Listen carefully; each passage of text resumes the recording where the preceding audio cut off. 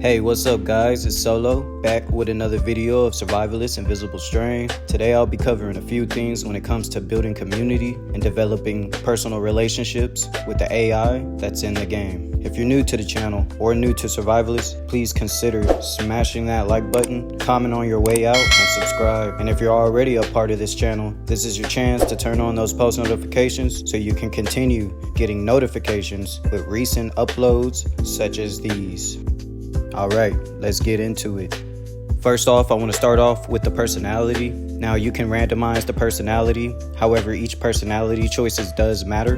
This is completely up to you. There are a couple of options that you can deselect. You don't have to select them as a requirement, but there are others that you do have to select as a requirement, such as being moral, amoral, immoral, or hypocritical, being straight, gay, or bi. These two options are the only options you cannot deselect. They are the most important options, being that your morality does matter in the world, as well as your preference in terms of partnership. You can pause the video and go over what I have selected in my personal choice. These are the options when it comes to personality that I deemed I had the most success with. One of the most important personality traits that I do want to cover is being smart, street smart, or stupid. I figure if you be smart, you do offend certain NPCs. However, if you're a street smart personality type, it works well for the middle ground. I deem that morality is the best, and/or as a second honorable mention, amoral is also a good one. It's right in the middle. Other personality choices is completely up to you. Within the story mode, Kelly was able to fall in love with me slightly after we met the stranger with the first gift.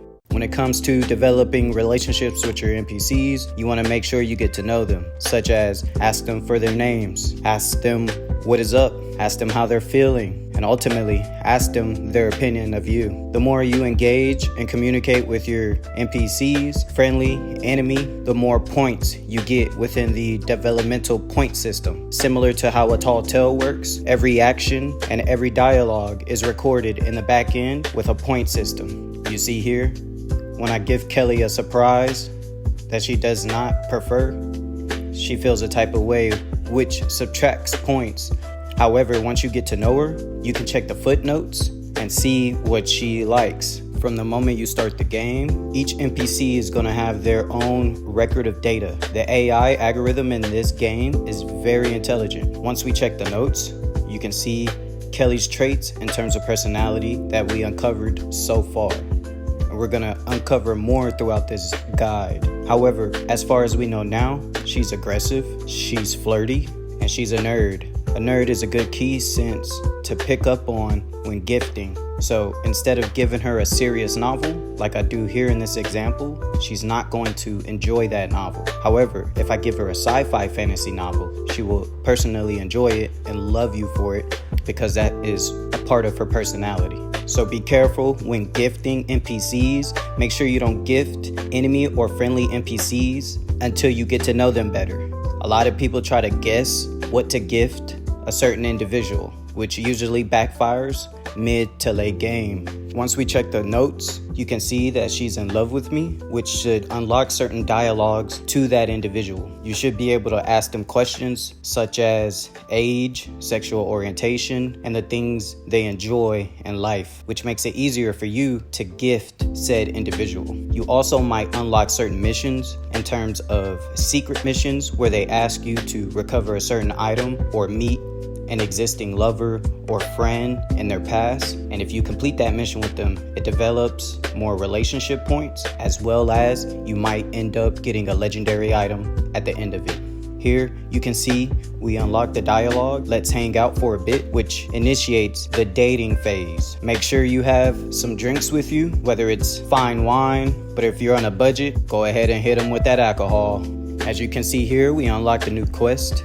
Get Kelly and Solo pleasantly drunk together. Now, me personally, I find the most success whenever I plan out the date. Meaning, don't be cheap, giving them bags of chips and or canned food. Those also does reduces the amount of constitution that your character may have. Go ahead and cook them a hearty meal. I personally like curry better because it yields more constitutional points. However, the NPC you're cooking for may not like chili, and you will see here. Now keep in mind, I wasn't aware because I didn't unlock all her informational personality traits to understand that she doesn't like spicy food. So to make up for this, I collected some sci-fi novels to increase my points with her. By giving her something she doesn't like, you are still able to unlock what she does like in opposition to what you've given her. And then here, we gifted her a bottle of fine wine so we can proceed with the quest. And then we do realize she's an alcoholic and she loved the wine we gifted her. Next, in the dating sequence, you can ask, know any good drinking games? This dialogue should be presented to you, which starts the sequence. In this example, we got the truth and lie dating sequence. You would then proceed with a hit me. The NPC you are dating will ask a question, and it is up to you to figure out if that is true or a lie.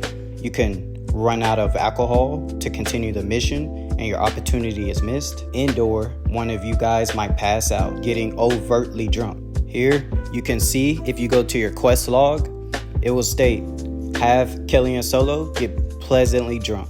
If you notice, there's a measurement bar directly under that quest. So make sure you're paying attention to that at all times. That fills the gauge whenever you engage.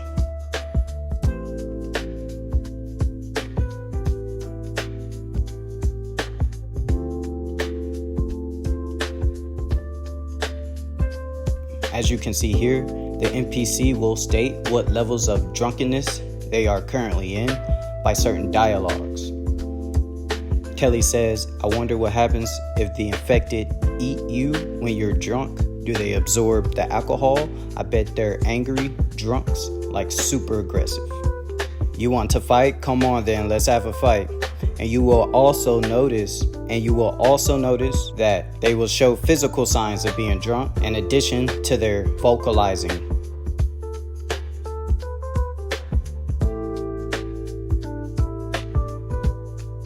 As you can see, Kelly here ran out of alcohol, so she asked to top her off. And so instead of placing the alcohol in her inventory and or the food, I would suggest gifting it to her. The bar hasn't went up as much as it should have due to the fact that I'm answering every single question correctly. So I highly recommend you take a couple of L's and miss questions just so you can drink as well and start hitting that Dougie.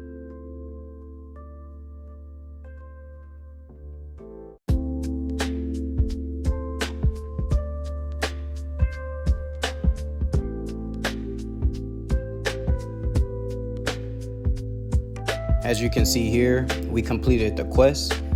She says, show me the way to go home, even though we're already there, because I'm tired and I want to go to bed. I guess we better go to bed, huh?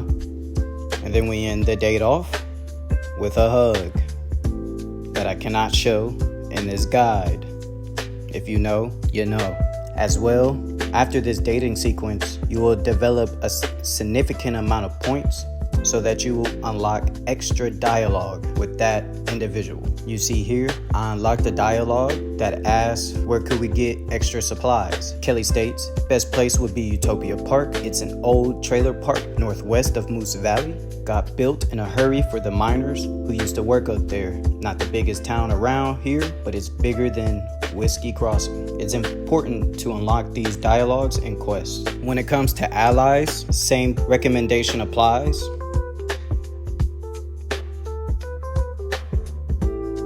Make sure you're getting to know their name.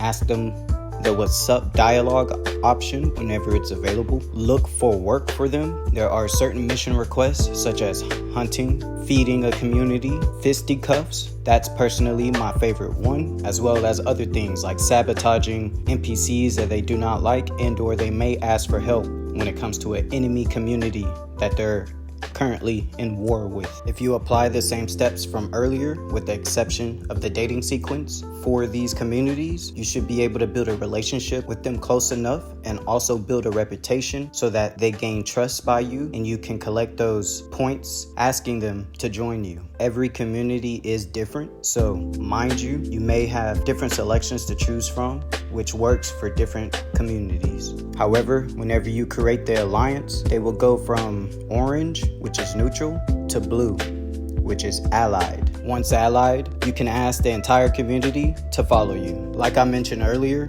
my personal favorite way to build reputation and relationships within a community is fisticuffs. If you're able to challenge an NPC and win, you will gain respect within the community, as well as points added to the system, labeling you as a hero. If you're able to fisticuffs 3 times in a row, meaning you won each battle with the minimum amount of blood loss, you can continue to the next battle. After maybe 1 to 2 challenges, you'll get to the champion. And whenever you defeat the champion, most of the times it's the actual leader or trader of the camp. Sometimes it is not. However, once you get to the champion and defeat the champion, you'll gain a significant amount of points in terms of value to that said community. Again, information stated earlier still does apply. Go around, ask for names, ask them what's up, get to know them, and always be checking your notes. You can also gift these NPCs with food, cookies, books. Whenever you have the option to bandage them for free. Don't charge them. If they're thirsty, give them water for free. If they're hungry, give them food for free. As you can see here, I'm fighting the champion, which is the leader of this camp, the Almighty Punks. Once we defeat her, we have the availability to ask her to join us. She would then say, why would you do that? You have options because I'm going to give you a lot of gold, lots of gold, name your price. However, this may or may not work depending on the community, being that some might say they're not for sale. You can also say we should be working together to keep our people safe. If you developed a personal relationship with this community, they're most likely inclined to join you. And/or you can go the aggressive route and say invisible strain slayers will be the ultimate power in this area. You're either with us or against us. That's if they fear you. That's why I personally like using fisticuffs. It's the fastest way. And/or gold as the last and final option. However, the best safe way is to build relationship. Take your time so you can ask them to work together to keep your people safe. Good signs that you're being a good leader. Ask them again, what's up? It's the most important dialogue in this game because it gives you a summarized notation of what's going on within your community. I cannot repeat that enough. Ask, what's up? Also, check your notes. Did I mention gifts? Gift them. Good other signs to tell that your community is in high morale is snowball fights during the winter. A bad sign that your community is not doing well, which happens from time to time, is 1 or 2 NPCs might get into a fight, and usually is over relationship interests. So what I do to avoid that, I usually couple NPCs up into buddy groups. So I like personally managing 10 NPCs early game, so that way I can couple them up by 2s. Doing this will make it easier, and they will automatically develop relationships with each other, whether it's friendships or relationships or even marriage. Here you can see my community is having a nice snowball fight, making snowmans, and having a good time. In real life, you don't like to be overworked. So from time to time, give your community a break. Avoid trying to set tasks in urgent, being that it's one of the most difficult negative points in the system to overcome. They will remember you for a long time of how you used to work them, as well as building living quarters or having enough food or having outhouses and sleeping spaces. Also, try to avoid killing innocent people, being that they will take note of that. However, if their morale is high and they admire you a lot, it won't affect them as much. I usually bring 1, maybe 2 NPCs with me for missions, so that way we can develop relationships together. And whenever I take out a zombie and/or an enemy NPC, they'll notice and admire me further. Here you can see I took out neutral NPCs just to get a Jason hockey mask. However, don't forget, you can lose points to the system. so be careful in your decision-making process. And Laura wasn't affected by it much. Now guys, I appreciate you sticking around to the end of this video, so I have a special treat for you. The brain scanner. If you're able to get your hands on a brain scanner through a side quest, or you happen to come across one and find it indoor, if you have mods installed to craft one, the brain scanner is the key. It is the ultimate way to keep track of your points from start to finish on every single NPC, as well as to detect if they're an invisible strain. With the brain scanner, it makes a quadrant window. Within that quadrant, you have pity, admiration, fear, and or despise. With the white icon is where they lean towards the most. The brain scanner really ties it all together. Personally, it's the most important tool in the game. Of course, I'm not going to go over every single detail. However, I will scroll so you can take a look at the point system. You have approval, you have respect, you have morale, you have every single NPC they ever interacted with since the game began.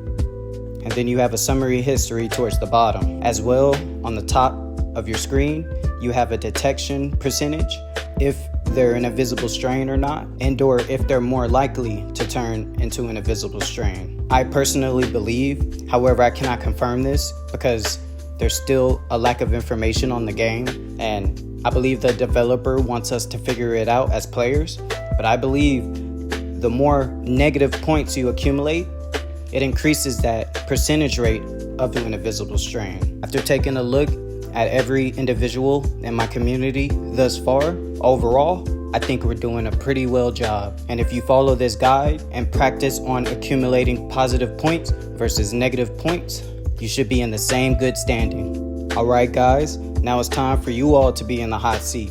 What do you guys think? Am I making any good points? Or do y'all think I'm being biased? Or do you think I missed some key points? If so, let me know down below in the comments any other community or relationship building tactics that you use through your playthrough. And if you find this video useful at all, please drop a like and consider subscribing. Let's try and get this video to 35 likes, guys, so I can release the 6th guide, which I will be covering different designs in terms of base building and certain tactics in terms of traps and other methods. Well, that is all, guys. Thank you for joining me today. And remember, guys, solo doesn't always mean alone.